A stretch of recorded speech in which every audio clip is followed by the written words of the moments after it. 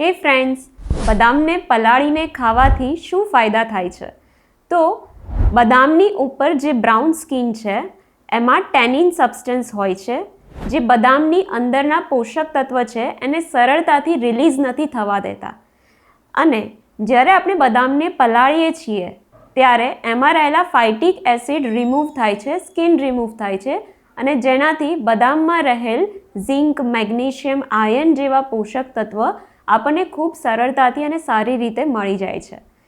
આ સિવાય એ સ્વાદમાં પણ વધારે સરસ લાગે છે. બદામમાં વિટામિન ઈ, ઓમેગા-3, મેગ્નેશિયમ અને ફાઇબર ઘણા સારા અમાઉન્ટમાં છે, માટે બ્રેઇનના ફંક્શન્સને પણ સપોર્ટ કરે છે અને તમારી સ્કિન હેલ્થને પણ ઇમ્પ્રૂવ કરે છે. આ સિવાય એમાં ફાઇબર્સની માત્રા સારી છે, માટે તમને ઘણા લાંબા સમય સુધી તમારી ભૂખને ખૂબ સારી રીતે સંતોષે છે. વેઇટ મેનેજમેન્ટમાં પણ આ હેલ્પ કરે છે. Thank you.